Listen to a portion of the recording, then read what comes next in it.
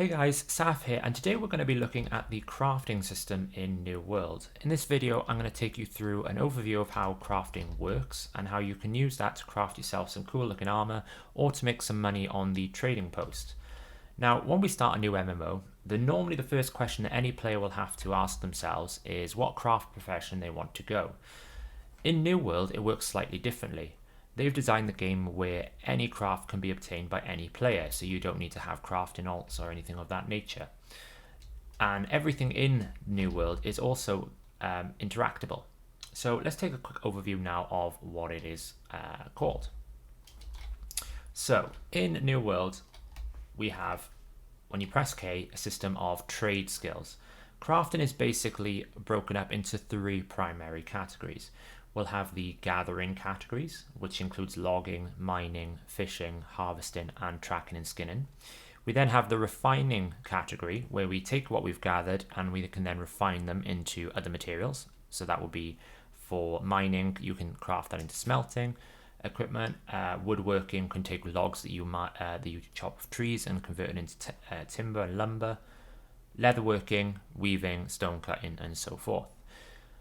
The final type is then the actual crafts themselves, and in New World we've got weaponsmithing, armoring, engineering, jewel crafting, arcana, which you will use to make potions and consumables, and then cooking for food.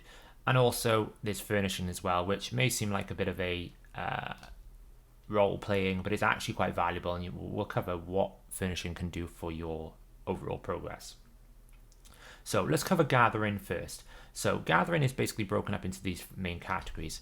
Now, as you run around New World, you'll find interactable objects such as trees, which you can chop down, and those will give you a series of trade skill experience, which you can use to level up. So here we can see I've got 166 experience, and it's given me a bunch of wood. Now, there are different types of nodes for different things. So you can see there's a young tree, which is what you'll start off with when you're logging.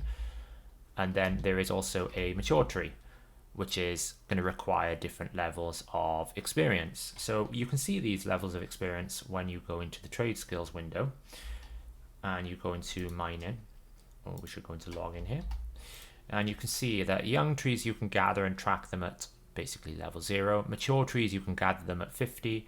Wood, the next tier up, is gatherable at level 100. And you can track them at level 125, and then ironwood is 175 and 200. So as you gather more logging, you'll be able to gather rarer types of wood. And that works the same way for mining. There's more nodes in mining, and there's alchemy stones that provide you arcana stuff. And the same thing for harvesting different plants and magical things. Now, skinning works in a slightly different way. Skinning, you effectively need to continue skinning throughout the game. If you get yourself behind on tracking and skinning, you will end up in a position where you'll be killing enemies and opponents that you are too low of a skinning level to be able to skin them, and it will tell you what your maximum level here. So at 200 it's 67, and it will scale as you progress. So if you kill a mob, you should skin it until 200. So every time you are gathering in the world, by killing mobs and skinning them, this will all fill up into your inventory, which you can expand through bags. So you can see I've got a bunch of wood. So I've just done some gathering here. I'm going to take this back now to a town, and in the town you will quickly see there are various refining and crafting facilities that you can use. So I'm in a starter town, I'm in Windsward here, and you can see on the map there's a bunch of different crafting tables here. So we've got a tannery, and we've got a workshop, and we've got a loom. So there'll be a facility for every resource gathering. So if you've been gathering a lot of mining, that you can go to the smelter to refine it. If you've been skinning a lot of animals, you can go to the tannery, and vice versa, the loom for fibers from harvesting, and so forth. So when you get to a facility here, you will see that there's a bunch of different recipes that you can feed your raw material that you've gathered into refined material. So I'll gather the basic raw hide from animals, and I can convert that into 38 or however many I want, and in one go that will then give me a bunch of experience towards the refining craft, which is leatherworking, and it will also reward me the coarse leather. Now, New World's crafting system is built on a tiered system, so in order for me to make rugged leather, I need to provide it with coarse leather. In order for me to make coarse leather, I need to have harvested the base material. If If I then want to make layered leather, I need to provide it with rugged leather and a thick hide, which will drop from higher level animals in the world. And as you can see, as you get higher up, you can then get infused leather, and that will require iron hide, which is a higher tier. And again, New World works on tiered systems. So the raw hide is a tier 1, coarse leather is tier 2, and rugged leather is tier 3. So you can quickly see from at a snapshot whether it's a high quality or a higher tier crafting resource. Now, in order to refine also, you'll need a tanning or some form of resource to actually refine the material. At a higher level, you'll start getting uncommon and rare pieces, but for now the tanning is mainly what you will do. So you can see you can continue to do this. So as you gather things in the world, you bring them back to town and then you upgrade them. There is no real way to power level these things, but we will cover different ways in another video on how to optimize your gathering and refining skills. Now, once you've crafted your base materials and refined them into secondary materials, you can then take these two craft tables and start working on the primary crafts in the game. So I'm at the workshop right now, where you can see at the top right corner we can do furnishing or engineering. Engineering is important from a ranged weapon perspective and also from a ammunition, and more importantly, crafting tools. As you level up, you're going to want to gather and acquire better crafting tools, either through crafting them yourselves or through the marketplace.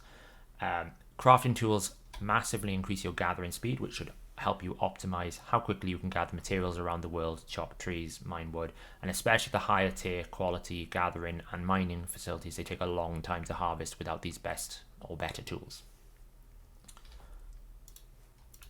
So you can see here that everything you craft will require a primary resource.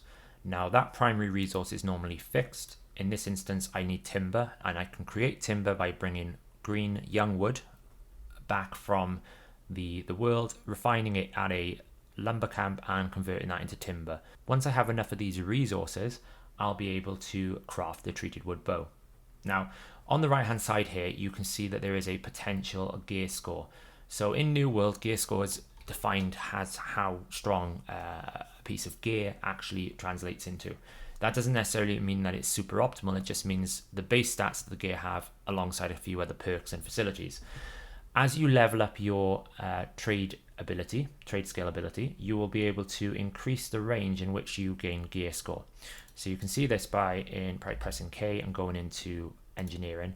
You'll see the gear score bonuses here. So right now on my current character at level 103, I gain a bonus of 10 to 55 on anything that's tier 3, and a bonus of 20 to 75 on anything that's geared on tier 2. And this will go up as you improve your engineering score.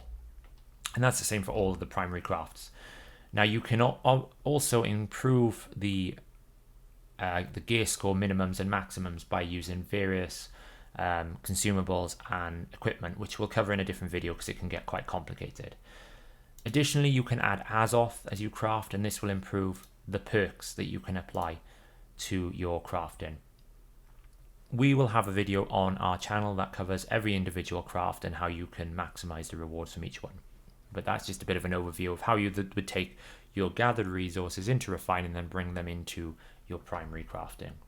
So now that you've gathered and crafted your equipment, you have an option in terms of what you want to do. Now you can either sell the raw materials on the marketplace, on the trading post, or you can choose to use the resources that you gather to upgrade your crafting materials.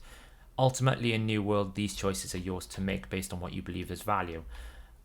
The way that the system also is set up is every resource has its own value. In order for you to upgrade to tier 3 and tier 4, you're still going to require the tier 2, which makes things like iron ingots very valuable for players across all different levels, whether they're progressing their crafting or whether they're looking to make some of the best equipment in the game. We will probably have a guide in our YouTube channel on the specifics in terms of best things to sell to maximize your return. But I think in the early game, most players will want to just save their iron ingots and try to upgrade these crafts. So I hope that was a helpful video for you to get started on trade skills within New World. It's a big world. There's lots of things to harvest and lots of things to collect. And look out for our future videos on specific ways to optimize your crafting and gathering. If you like this video, please give it a thumbs up, and we'll catch you in the next one.